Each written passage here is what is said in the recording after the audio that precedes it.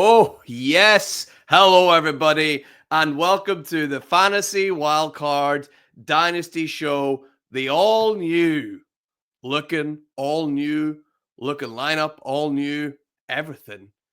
But it's the same best three, of course. We got rid of that dead weight, Kev. Absolutely.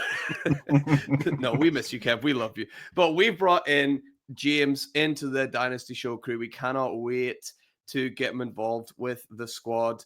I'm back. I'm Mags. You know me from before. Ali's back as well. Ali, it's great to see you, mate. How are you doing? I'm doing really, really good. Thank you, mate. Been looking forward to this show for a long time now. And yeah, can't wait to dig in. We have upgraded our co-host big time from that scrub, Kev. And yeah, just looking forward to tonight's show and getting back into the swing of things, you boys. How are you, mate? I'm doing very, very well. Thank you very much. Super Bowl week. You know, it's a standard week for me, though, in Super Bowl week. My Kansas City Chiefs playing again. I'm used to it, you know, just like the Chiefs. You can see that lovely trophy in the background there. That is mine as well. So I'm just used to winning at the minute, Ali, which is just great. And you know who's winning the most? Me and you, because we got a great new co-host. James, welcome to the show.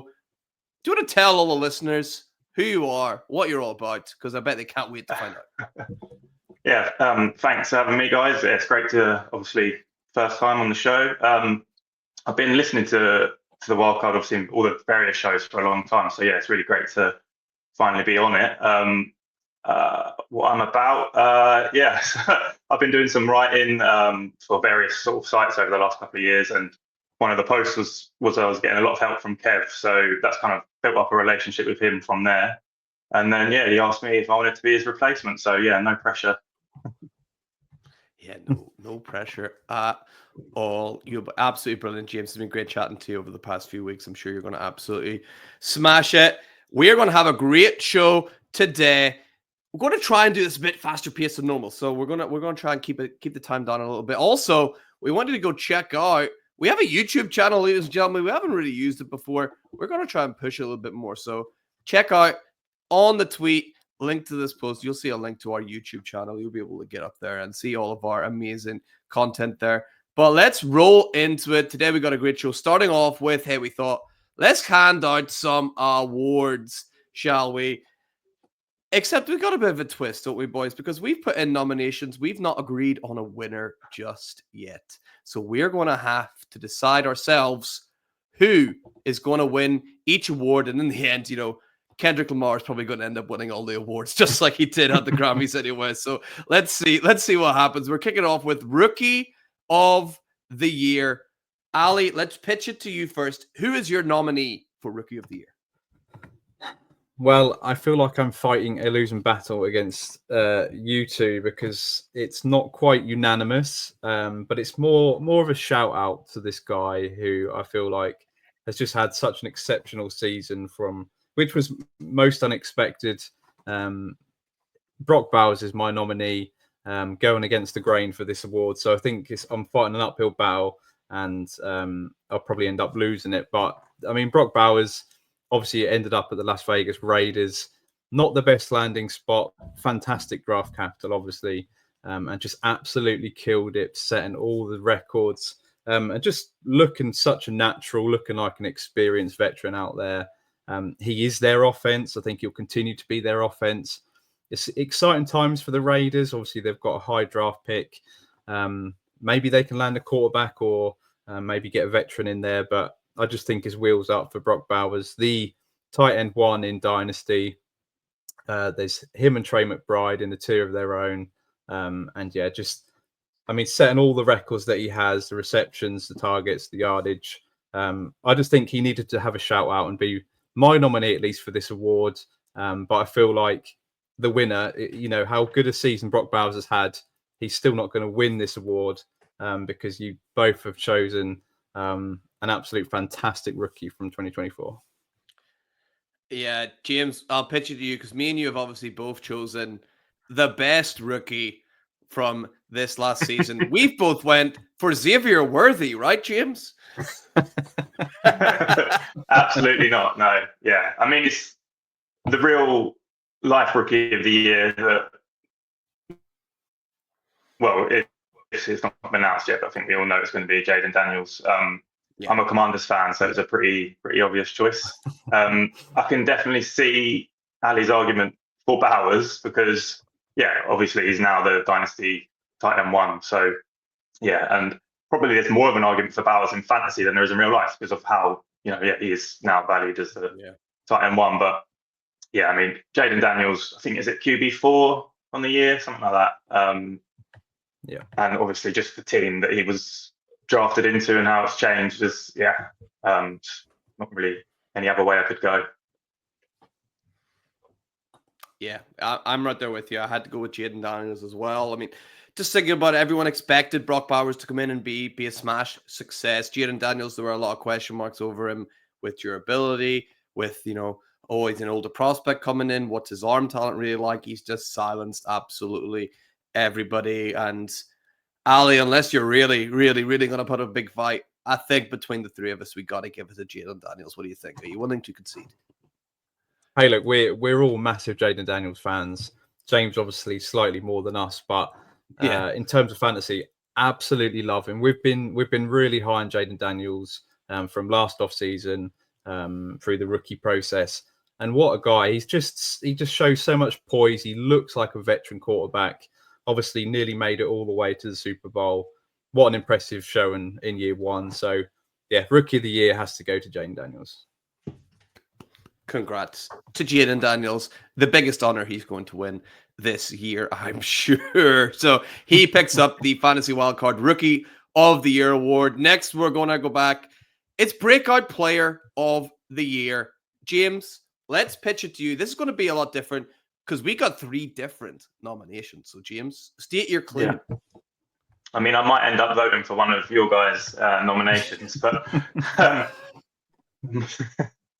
mine is Jackson Smith-Njigba. I believe he ended the season as like the wide receiver 7, and I think it was 15 in points per game. And great if you get to go back to last year, and he was in the 40s and 50s. So that's a pretty big breakout for me. In terms of like dynasty value, now he's probably a borderline wide receiver 1, right? And I actually looked this up the other day. He's 1 behind in keep trade cut values. He's 1 behind Marvin Harrison Jr. And obviously they went to the same college and everything like that, right? So who would you guys take now? I mean, I think we'd all still go Marvin Harrison, but that's very close. Yeah. Yep. Yeah, that's super close between both of them. You're right. I would just have Marvin Harrison Jr., but it's real close. I'll let you the same. Yeah, I mean, that gap is definitely closed up, and Jackson Smith-Njigba finally had his breakout this year. And yeah, I mean, if he continues this rise, he could be above Marvin Harrison Jr. in, say, towards Christmas time in 2025. I think it's definitely not out of the realms of possibility. We knew it was such a good prospect coming out.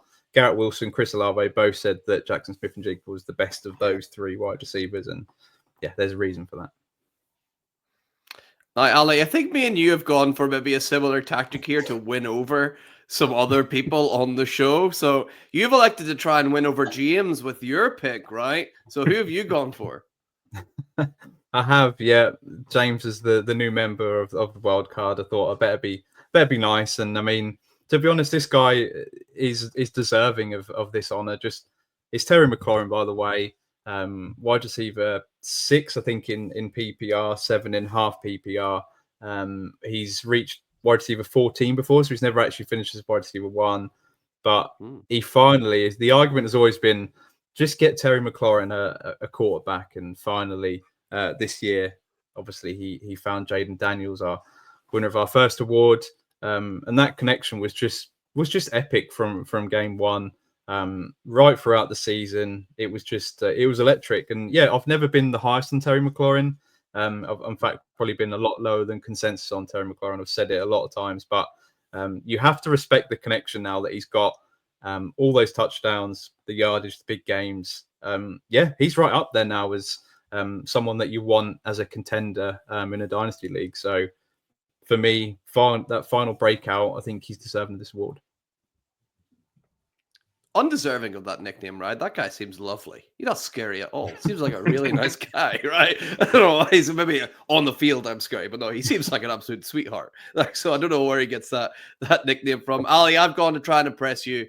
It's your boy Baker Mayfield, finally breaking into the top tier of quarterbacks, finishing this year, at least according to Fantasy Pros, as the quarterback number 4. Building on that really successful first season there at Tampa Bay. Hey, at one stage was sharing a quarterback room with Sam Darnold at Carolina. Can you imagine those two now sharing a quarterback room? Crazy. I think Baker is finally coming into his own. We've finally seen that talent that made him go so high up in the draft to the Cleveland Browns, who I'm sure are kicking themselves for trading him away. But I gotta be honest. I think me and you, Ali, if you look at our players, they've already sort of broken out. Baker Mayfield has already finished as quarterback 10. Terry already finished as wide receiver 14. I'm inclined to give it to James because I think JSN's had the biggest true breakout. Ali, are you with me? Can we give it to James? I can, if he's willing to say that Terry McLaurin doesn't deserve this award. Oh. Yeah, I want to go on a hot streak. We'll go 2 for 2. I'll take it. Terry doesn't deserve the award. Get in. Well, it's because he's too good. He's too good to be a breakout, right, James? That's why he's already broken. Exactly. Yeah, absolutely. So, congratulations, Jackson Smith and Jigba, winner of the Fantasy Wildcard Breakout Player of the Year. Now, let's move on next to the Comeback Player of the Year. One of them, I just mentioned. Sam Darnold. Who's got Sam Darnold, boys? Me. Right, James. Let's hear about it. Yeah. I think I got to go first with all these picks. So there might be a theme. But yeah, obviously Darnold ruined this a little bit, didn't he, with his final couple of games, the last game of the regular season and then the playoffs. So is soured a little bit, I think. I think if we were doing this based on the first 16, 17 games, it would be a bit easier. But I think in terms of like dynasty value, the rise, he was irrelevant, wasn't he, basically, this time a year ago. And now he's probably going to be starting, obviously not in Minnesota next year. Well, he could be in Minnesota, but seems unlikely. So I just think in terms of value, like that's just a huge comeback for the guy. Absolutely. For me, I don't know about you boys. Sam Darnold is my biggest sell in Dynasty right now. I want rid of the guy. I just think this is a blip. This is excellent system.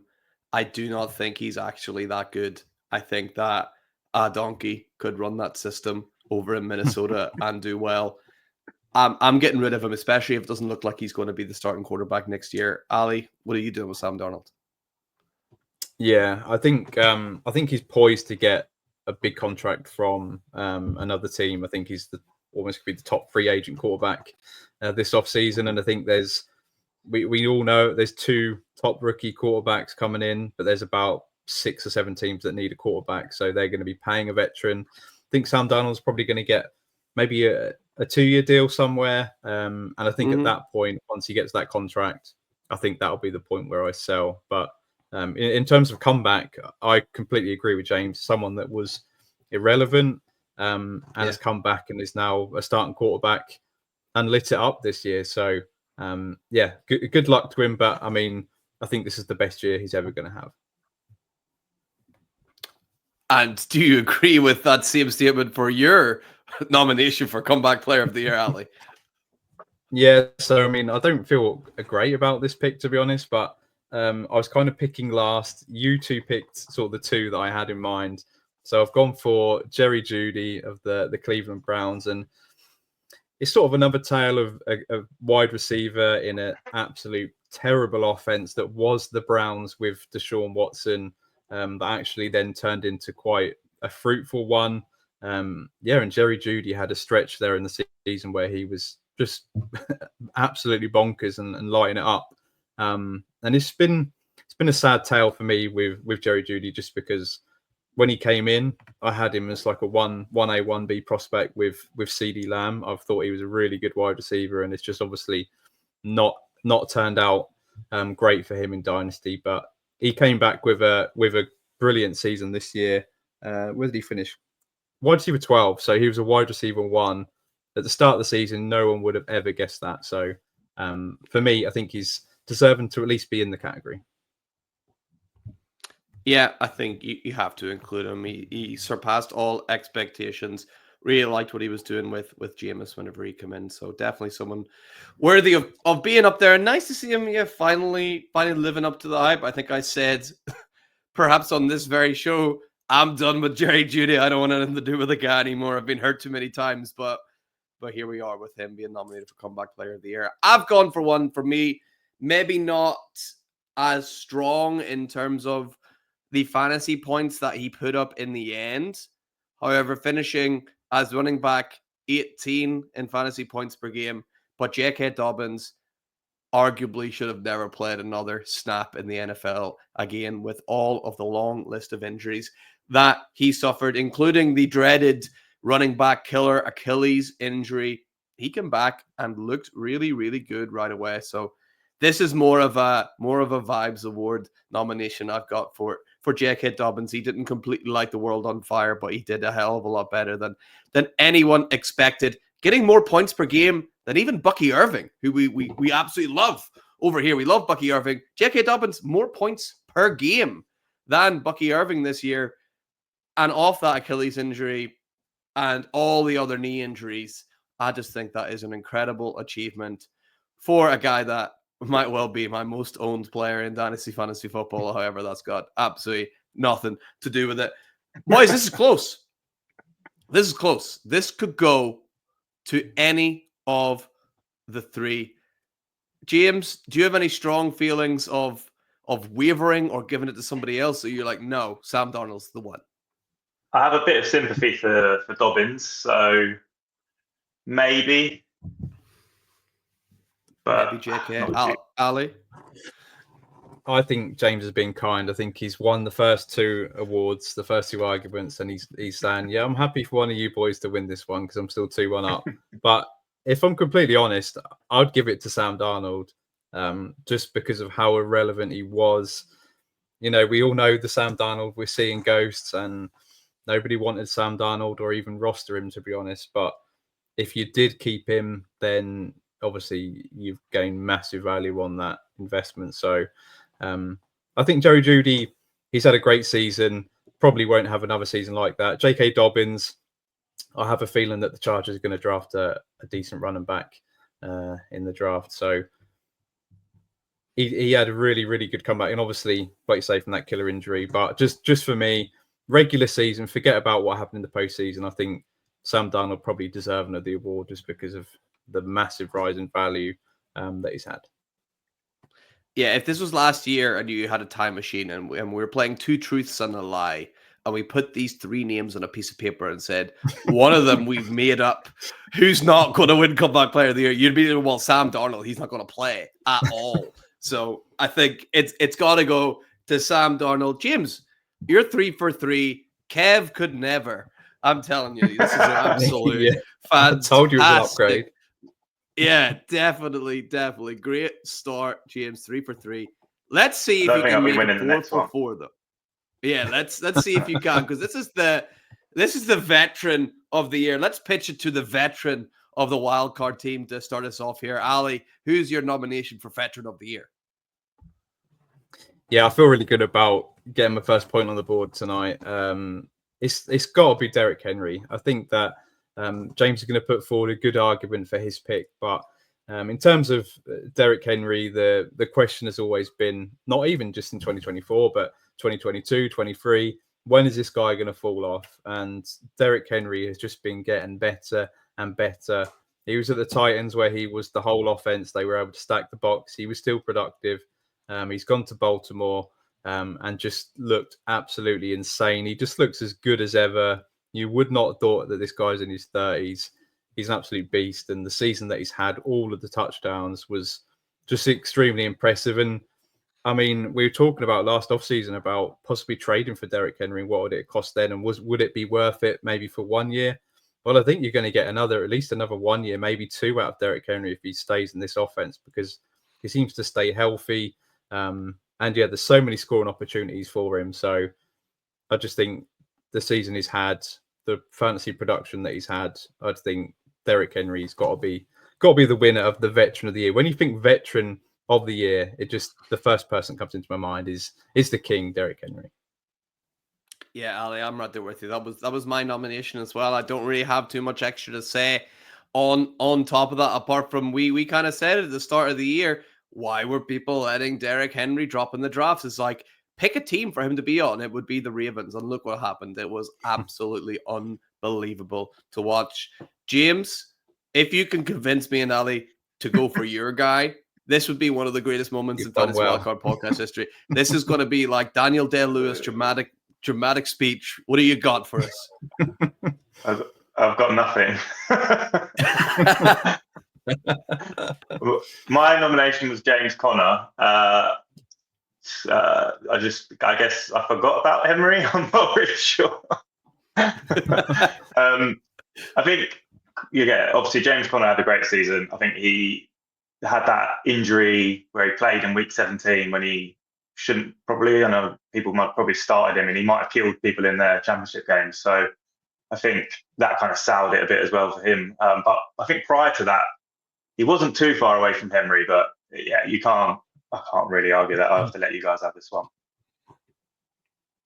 Yeah, absolutely. That Derrick Henry. Well, although we do have, of course, a James and it feels weird saying it. My name is actually Connor, not Max. So we do have a James and a Connor on this show, which is probably as close as James Conner is going to get to this award, because it's going at Derrick Henry, Veteran of the Year. He's got it locked up. But who was the league winner of the year? Plenty to choose from, and of course, between the three of us, plenty of leagues won. But Ali, who's your league winner of the year? So this guy was tearing it up throughout the regular season, but then something fell kindly for him. So my pick is Jahmyr Gibbs. We know the Detroit Lions offense was, as you might come on to in a minute, was absolutely awesome this year. That running back tandem with him and David Montgomery was just dominant. The amount of touchdowns they scored between them was insane. But then I think it all turned when David Montgomery obviously got himself injured towards the back end of last season, heading into the sort of fantasy playoffs. And Jahmyr Gibbs had that backfield to himself. And my God, did he tear it up, averaging 20 points per game. And just, yeah, he was someone that luckily I thought, I'm heading towards or looking like I'm favourite for the fantasy playoffs. I'm going to invest in this guy, and I went big, and luckily it paid off just because, yeah, he had that backfield to himself. They continued to score touchdowns. So, yeah, I think he was one of the top scorers overall when you look at the fantasy points, even for quarterbacks, wide receivers, in that sort of playoff stretch. So for me, yeah, Jahmyr Gibbs was someone that I think first think of when I think of league winner. Yeah, absolutely. Love that one. Plenty of leagues for sure. James, who's your nomination? So I was hoping to get Ali's vote with this one, but I'm not sure I will after that previous argument. But yeah, so I've gone with future Hall of Famer Mike Evans. Purely because in any league where I was contending, or in any league where I was contending, I either had Mike Evans or was looking to buy him for the playoffs, just because of that playoff schedule that the Bucs had. I can't remember exactly how it went for Evans. I think he had 2 really big weeks out of the 3 playoff weeks. So yeah, and obviously I think he did. What did he miss? 3 or 4 games earlier on in the season? But outside of that, it was just as consistent as it gets. So yeah, it was just. I think he was a big target for everyone that was kind of in the championship games and stuff like that. So that's why he's my selection.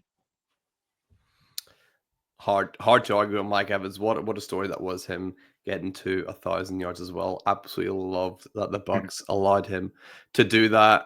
I've gone for a guy here that, I mean, quarterbacks, They get you tons of points. And the guy I was most impressed with over the championship schedule, Jared Goff, absolutely came in clutch from weeks 15 through to week 17, finishing as the quarterback 2 in week 15. So if you didn't get that first round bye, he helped you get through, finishing as a quarterback 3 the week after, helping you get into that championship final. And then once again, top 10 quarterback, finishing as quarterback 8 in that championship final. But the best thing about it, if you're doing it properly, he should be your quarterback 2 as well. So getting those numbers out of your quarterback 2 really, really, really helped tip a lot of teams over the edge. I'm sure he finished as the quarterback 2 overall in scoring over the championship window. I think Jared Goff probably won a hell of a lot of people championships as well as Mike Evans and Jahmyr Gibbs. Boys, I can't decide here. I wish we could give this award to all 3. I know what's going to happen, though. Ali's just going to say give it to Mike Evans. What the hell, right? Is that happening, Ali? Well, to be honest, it's difficult because Mike Evans is my favorite player of all time, and I did insert the words Hall of Famer in the middle there. But it's difficult. I would actually argue for one of the Lions picks. Jahmyr Gibbs was RB2, RB7, RB2. Just killed it, and then Jared Goff, like you say, top 5 quarterback the first 2 weeks, and then top 10 quarterback in championship week. And if he is that quarterback 2 for you, that's just such an advantage over everybody else, because you're likely getting 2 quarterbacks in the top 10. So I'm happy to go for one of the Lions picks on this one. I'll leave you, Mags, with the deciding vote. I think I'm going to actually sway it and go with the Lions player that helped me win for the first year my home league. So all my friends can stop teasing me about having a podcast and not winning anything. That's actually Jahmyr Gibbs from the Lions. Jahmyr Gibbs helped me get over the edge. So Jahmyr Gibbs, league winner of the year, locked up. Congratulations to him. And let's move on to our next award, because it's the late round pick of the year. Boys, I have to tell you, I think good old Kev's been in the show sheet somewhere. Someone's put Adam Thielen. Kev, is that you? He sent me a message beforehand just to make sure I slipped it in. Tell us about Adam Thielen then, James. Go on. So I think the stat that I got for Adam Thielen was he was injured, obviously. I think he got injured after a few weeks. From week 12 onwards, he was the wide receiver 12 for fantasy points per game. So obviously, if you're doing a startup, or if you would, in the last off season, Adam Thielen's probably, well, who knows what round you're picking him in, like round 20 or something. I don't know. Who knows? You wouldn't have even known if he was going to be playing any games. So I feel like with that Panthers offense, the way that they came back to life sort of at the end of the season, and with him coming back and getting 17.5 points per game over that final stretch is pretty impressive. Yeah, absolutely. And who's next? Terrace Marshall Jr., is it? Or who's next? Terrace Marshall Jr. Love that. I've actually gone for a homer pick myself, so away from Kev's homer pick, I've gone for Bucky Irving as someone that I have to admit, as a Buccaneers fan, I wasn't massively in on the pick when we made the selection last season, but I sort of understood it because I thought we've got Rashad White. He's the workhorse back. Bucky Evans is a very similar player to Rashad White. Well, turns out that Bucky Evans got a lot more juice than Rashad White, and I think it just because of halfway through the season, so the Buccaneers had a week 11 bye. Rashad White was still used as sort of the feature back, had the early work role, first down, second down, and Bucky Evans coming in on the third down. But then that all changed in the bye week. So it's just looking from week 12 onwards after the bye. He was actually running back 4, averaging 18.7 points per game. So just an insane finish to the season where he still didn't average over 50% of the snaps. And even sort of late on in the season, didn't really take that on until the final few weeks where he was, the workhorse back. But yeah, just from week 12, 27.2 points, 27.5, 13.3, 18.2, 23 in fantasy championship week.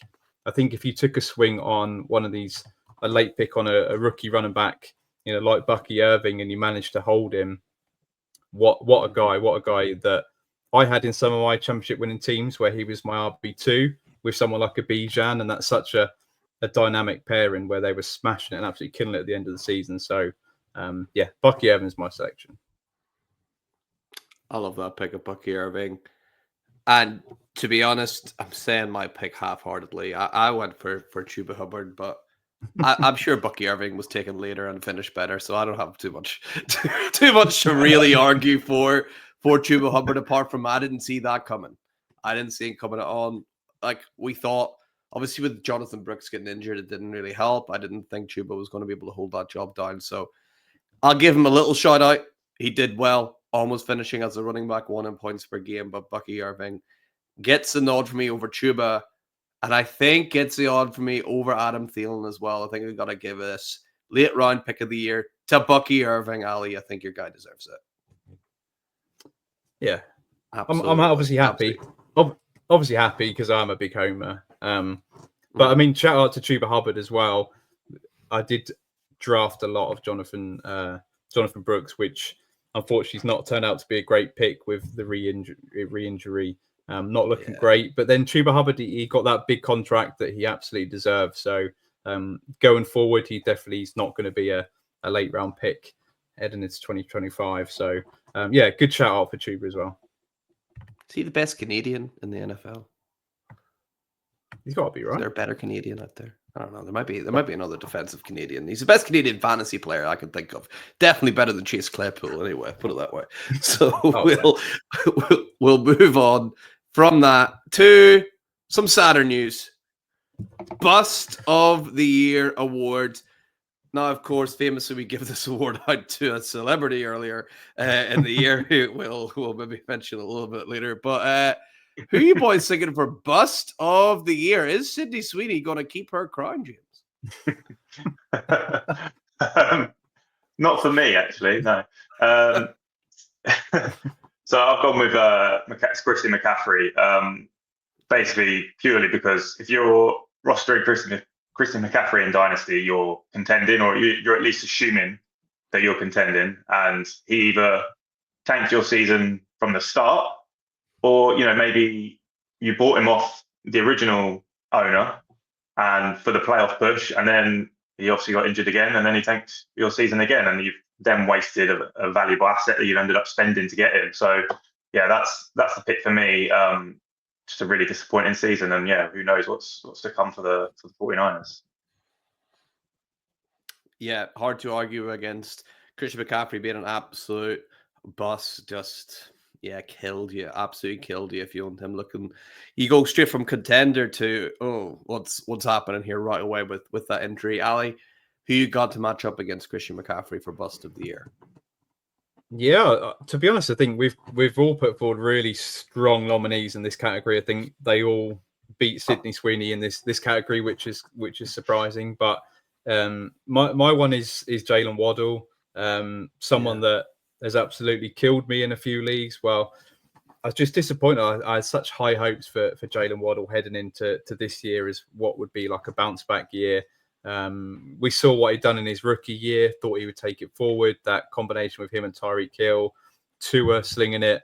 Obviously, it's not quite happened. The struggles with Tua this year has been obviously well documented. Tyreek Hill, he struggled big time. So it's maybe, the whole offense has not been great other than the tight end and the running back, Devon, get the tables, Achan.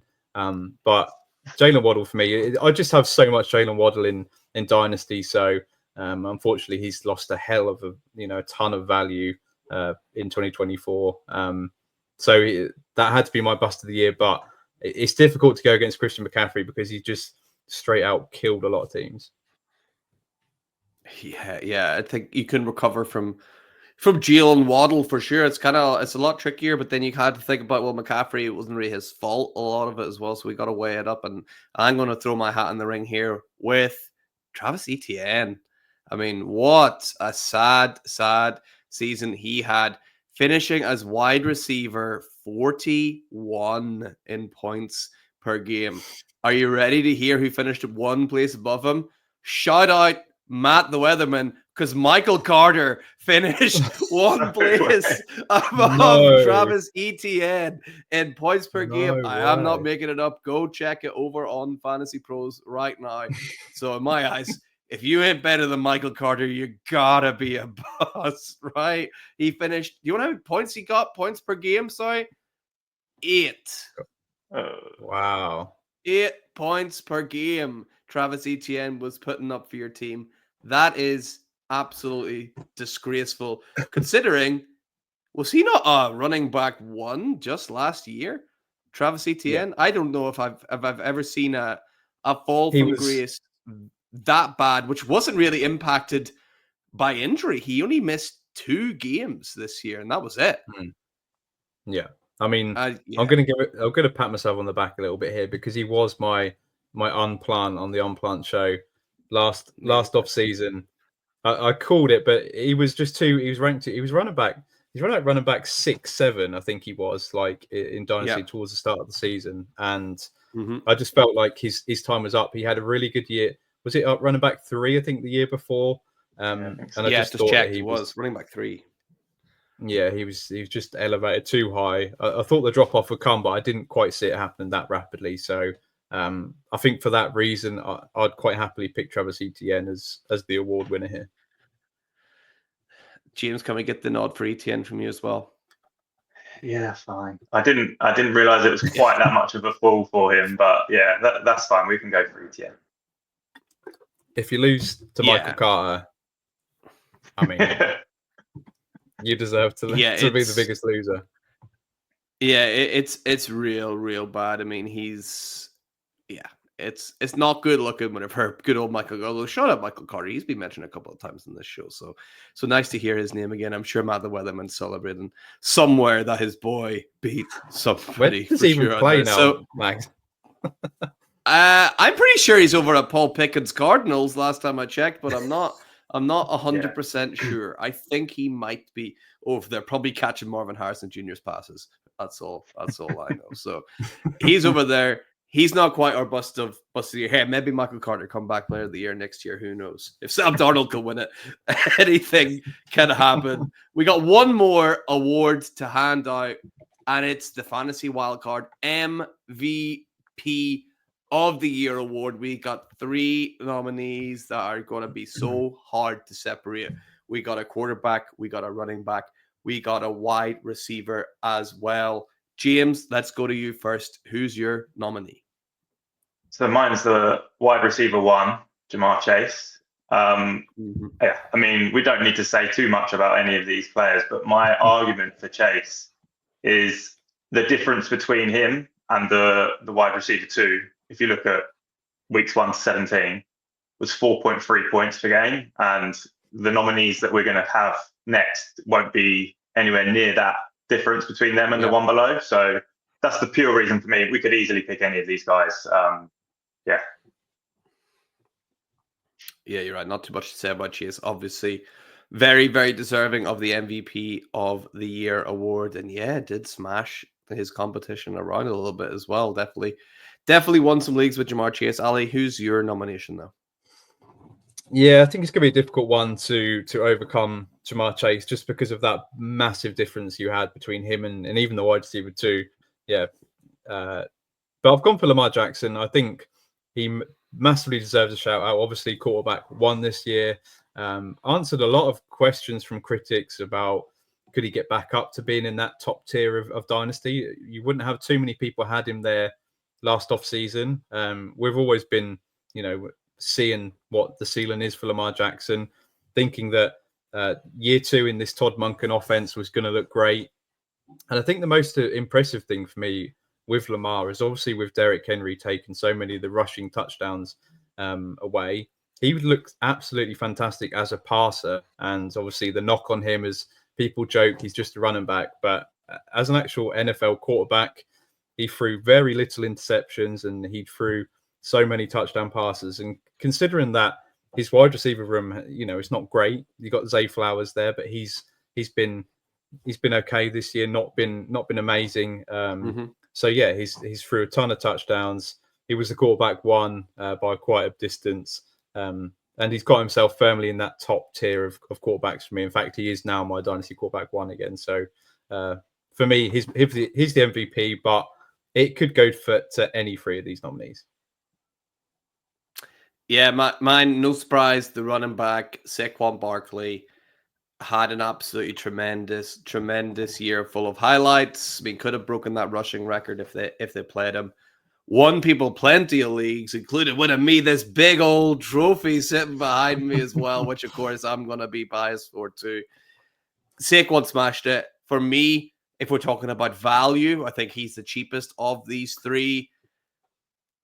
But James, you put up such a good argument for Jamar Chase there and separating himself versus his peers at wide receiver. Ali, I see you nodding. I'm inclined to sway towards Jamar Chase here, as much as I hate the guy. Yeah, he's a bit of a dick, isn't he? But look, James is not going to be on the next few shows. We can talk down about him on those shows, but tonight I think he's going to be the big winner. I can't argue against Jamar Chase because if you had him, it was such an advantage over the rest of the field. So yeah, I'll go with that.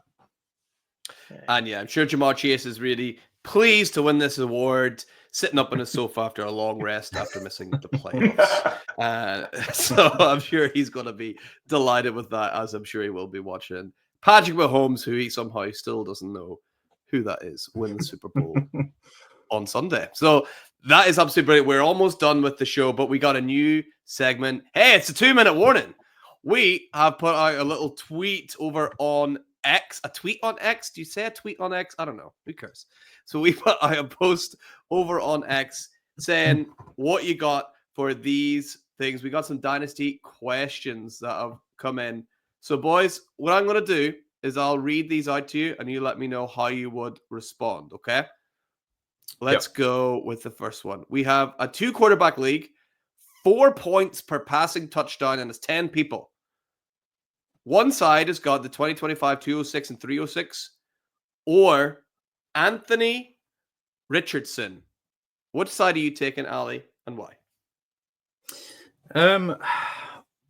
Anthony Richardson has been someone that spoke about so much as someone that I was so high on last offseason, and obviously it's not gone great. He got benched, but then he came back, and I think that it is his role for 2025. So I'm being drawn back in. I think in a 10-person league, 4 point per pass and touchdown, we're not expecting Anthony Richardson to pass for too many touchdowns. Yeah. He's going to run for a ton of touchdowns. I think that he's an absolute weapon in a 2-quarterback league. So give me a mid-second and a mid-third for a quarterback that can come back. Maybe he'll be in the comeback category of the year next year. Who knows? I'll take a risk at that price. James? Yeah, I'm taking Richardson as well. Like in a 10-person league, you're obviously shooting for players that can be elite in terms of fantasy production, and obviously Richardson, we know he could be because of the individual weeks where he has done that. I just think that's not quite enough to sell that upside. You probably still want first or something like that, really, wouldn't you, to give him up? Yeah. So no one's going to pay that, but yeah. Yeah, 3 for 3 in that one. I think that's Anthony Richardson all day long. And same league, we got another trade here. Do you take Dak Prescott and the 208, or Ali, your boy Baker, and the 308? Ali, let's go to you first again then.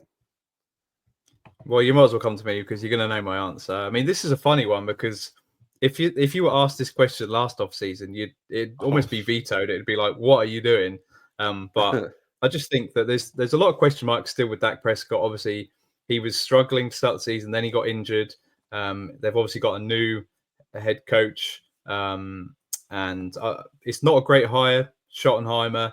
I don't really care too much about late seconds. So give me Baker Mayfield, who's just had an awesome season. I fully expect them to re-sign Chris Godwin, who was awesome. With that offense, give me Baker and the 308. James, You're undecided. You're kind of on the fence a little bit. What are you thinking? I think I would debate it if it was a straight up trade, but seeing as Dak's got the better pick, that would be the way I'd go. I can understand Baker, but Dak's been there. He's had that season that Baker's had in the past where he's finished, as a top 5 quarterback. So it's in there. And in a 10-man league, I think I'd take the Dak side. I think I'm just with you on the Dak side as well. It is super, super close. But I think I think Dak's been pushed a little bit too far down in terms of where we see him ranked. And that's only going to go up once he takes the field again and throwing the CD Lamb again. So I'll take the extra pick and I'll take Dak Prescott, but I can easily see it being something that I'd regret in 12 months' time, depending on what happens. So for now, I'll go with Dak, but Baker we absolutely love here, of course. So next up, we don't have a format for this, boys. So let's just assume it's your standard kind of super flex PPR leagues that we all know and love. Who are you taking here? Chase Brown and the 207 or Javonte Williams and the 107? This is easy for me. James, is it easy for you? Well, it should be Chase Brown. I don't know. It's not easy.